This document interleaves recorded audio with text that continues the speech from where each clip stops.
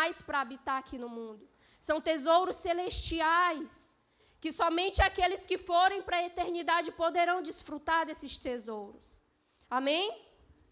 E esse papel que eu dei para você, que entregaram nas suas mãos, sabe, vai ser um lembrete para que você possa gravar isso dentro de si.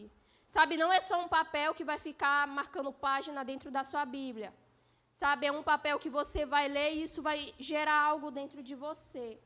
E diz lá em cima, o que a Bíblia nos ensina sobre o quê? Sobre ofertar. E muitas vezes as pessoas usam o argumento de que ofertar e que dizimar é coisa da lei, é coisa, é coisa do tempo lá de Moisés. Sabe, mas desde o início, desde Gênesis, lá o início de tudo, nós vemos exemplo de pessoas que entregaram, que fizeram entregas ao Senhor. Sabe, as suas entregas não foram em vão. Nenhuma das pessoas que entregaram ao Senhor algo de todo o seu coração teve a sua entrega, em vão. A não ser aqueles que entregaram de uma forma, incorreta, como Ananias e Safira, que se comprometeram com algo e, no final das contas, eles não conseguiram cumprir. Eles tentaram enganar ao Senhor. Sabe, a sua entrega resultou em algo, resultou na morte dos dois. E não foi uma morte para a vida eterna com Jesus, foi uma morte para a vida eterna sem Jesus. Sabe, e o que a Bíblia nos ensina sobre ofertar? Sabe, você vai encontrar essa resposta em 2 Coríntios, em todo o capítulo 8 e também em todo o capítulo 9. Nós vamos ver o exemplo de uma igreja. Sabe, Paulo, ele relata o exemplo de uma igreja generosa. Uma igreja que não só ofertava, mas ela incentivava as pessoas a ofertar, a dar, a contribuir. E elas faziam isso não com peso no seu coração.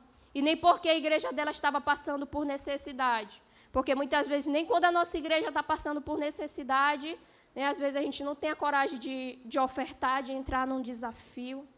Ah, não, porque eu sou jovem não tem dinheiro. É mentira. Porque se a gente for pegar um jovem e o pai dele, quem está com o melhor celular? Se a gente for pegar o jovem e os pais deles, quem está com a melhor roupa?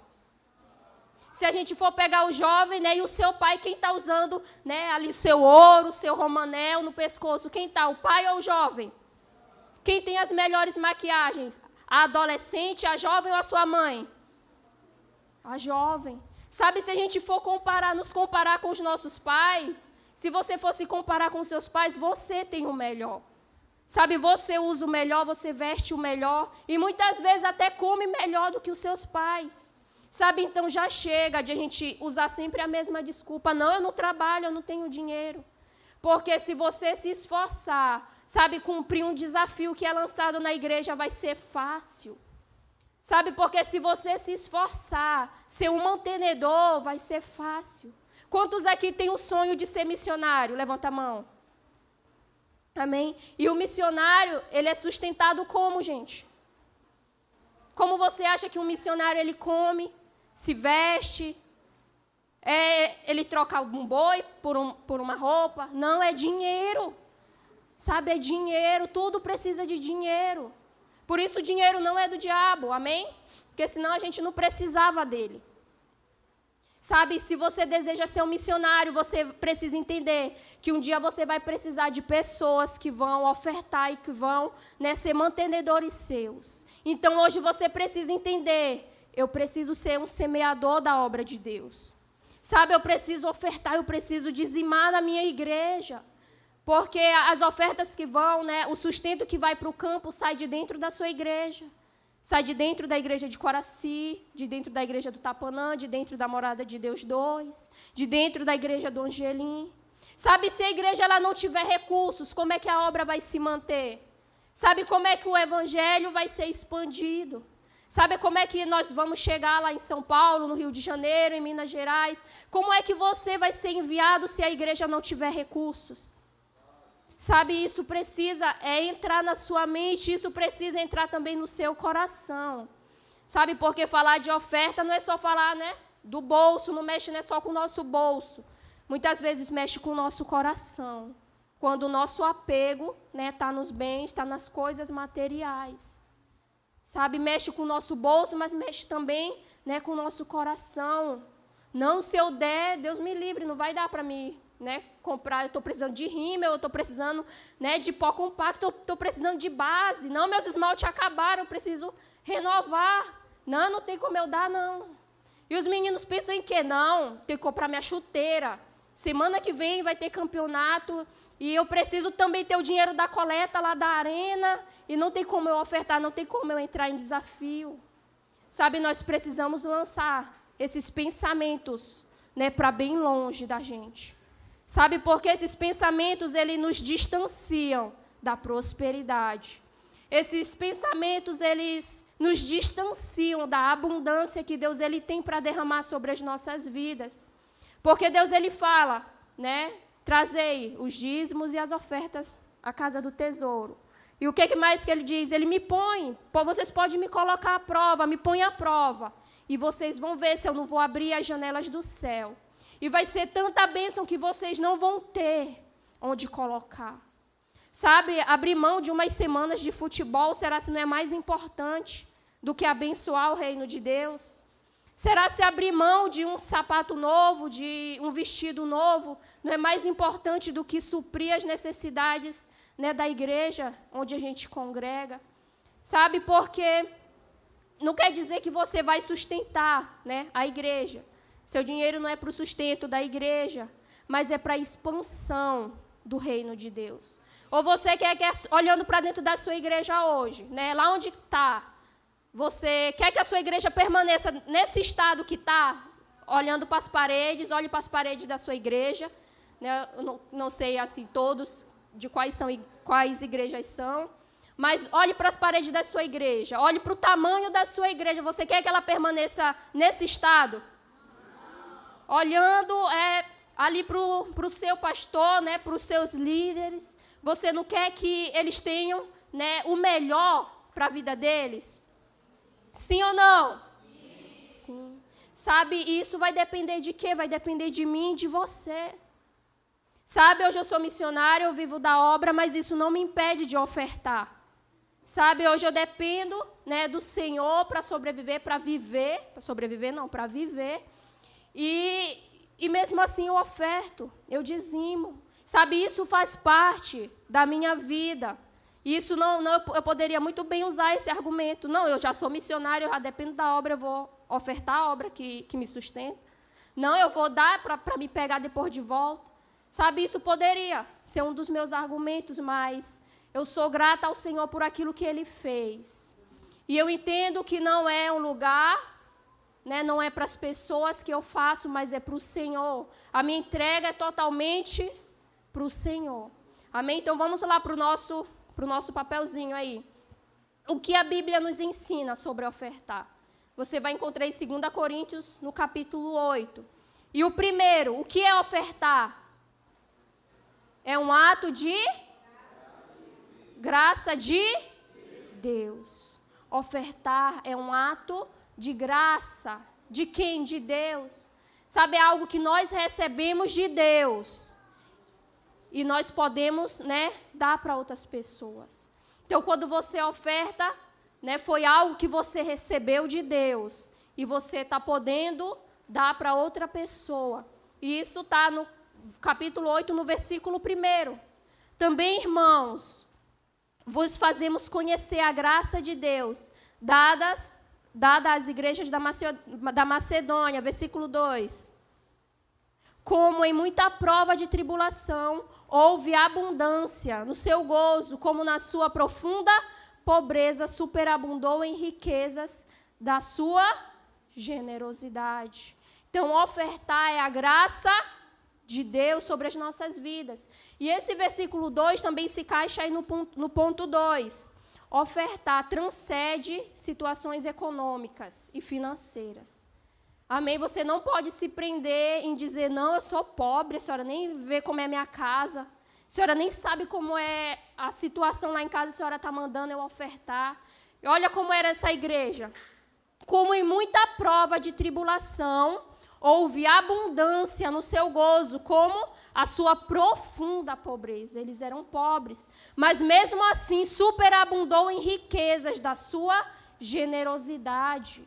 Sabe, eles eram pobres, talvez eles não tinham de onde tirar, mas mesmo assim eles se esforçavam e entregavam. E a palavra de Deus diz que superabundou em riquezas da sua generosidade. Então, não venha também com esse papo de que você não oferta porque você é pobre, de que você não oferta porque você não tem, porque a generosidade, o ofertar, ele vai além da nossa situação financeira. É gratidão a Deus por aquilo que Ele é e faz nas nossas vidas. Amém? O ponto 3, ofertar com motivações corretas, com alegria, com generosidade, né, de uma forma voluntária e com amor. Também continua no versículo 2, que é isso que essas pessoas faziam. Eles ofertavam com generosidade.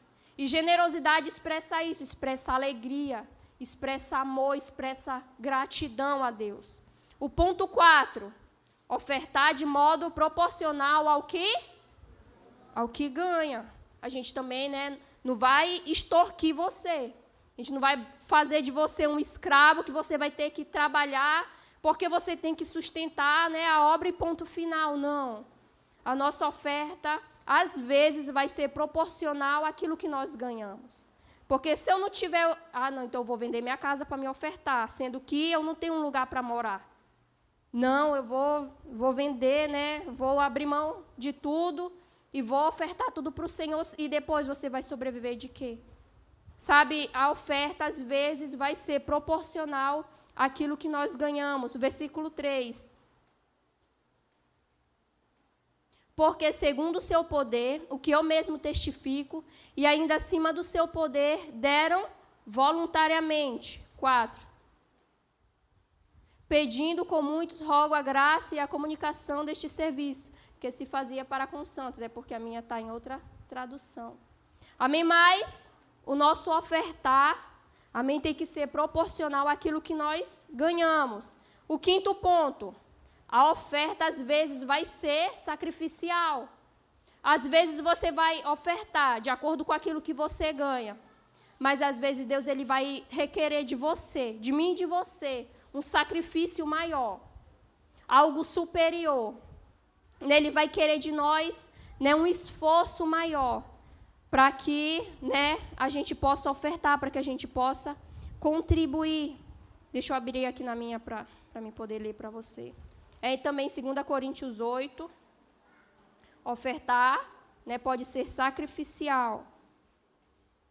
Versículo 3. Aqui, pois dou testemunho de que eles deram tudo quanto podiam, e até além do que podiam. Sabe, eles eram pobres, e às vezes eles davam de acordo com aquilo que eles tinham.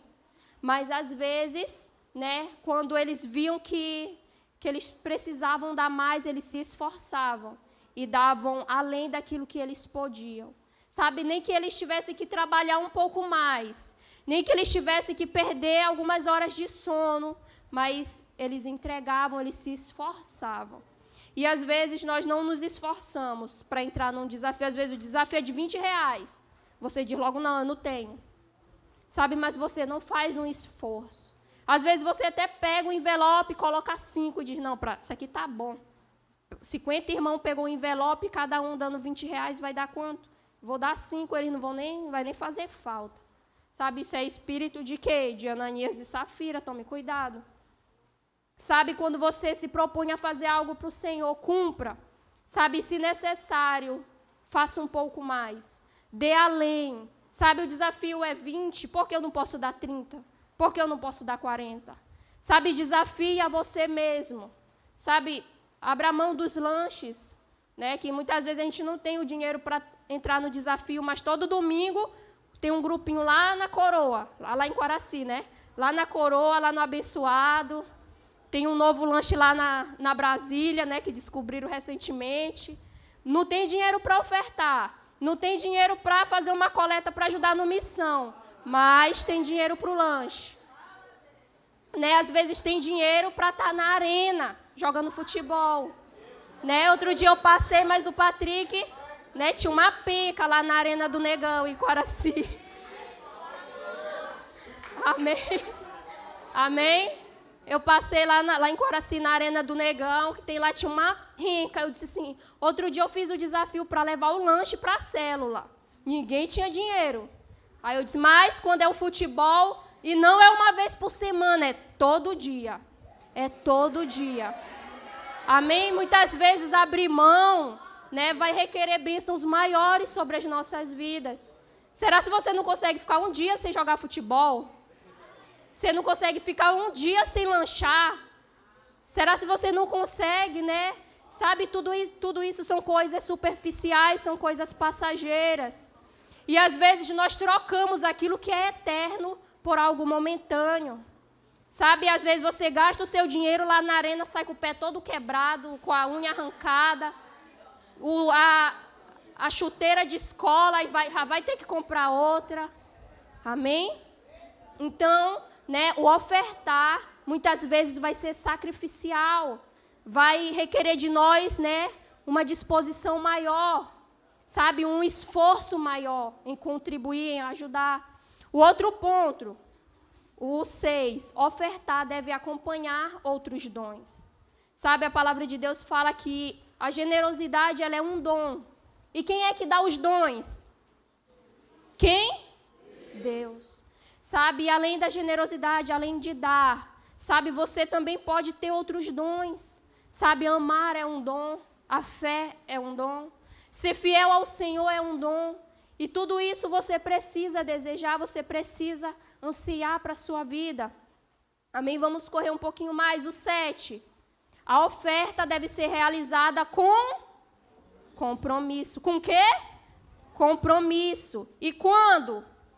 Constantemente. Amém? É constantemente.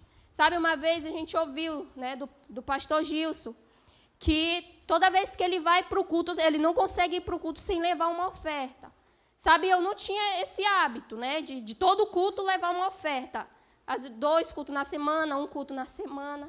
Sabe, mas eu e meu esposo, a gente se dispôs no nosso coração, em todo culto levar uma oferta para o Senhor. Sabe, mas não é o troco da feira, né? As moedas que sobram. Né? Sabe, entregue de verdade, leve sua oferta ao Senhor. Sabe, quando nós exercitamos isso constantemente, entrar num desafio vai ser muito fácil. Sabe, quando nós tivermos valores monetários muito altos e nós tivermos que ofertar, que dar o nosso dízimo, vai ser muito fácil. Por quê? Porque essa prática já está, né, cravada dentro de nós, já está marcada dentro de nós. Então, se você não tem esse hábito de levar a sua oferta, de levar o seu dízimo, né, constantemente para a igreja, né, para o altar do Senhor, sabe, comece a fazer disso uma prática. Sabe, não chegue no culto sem entregar nada, não vá para o culto sem poder colocar nada no altar do Senhor. Ah, mas e se eu não tiver dinheiro?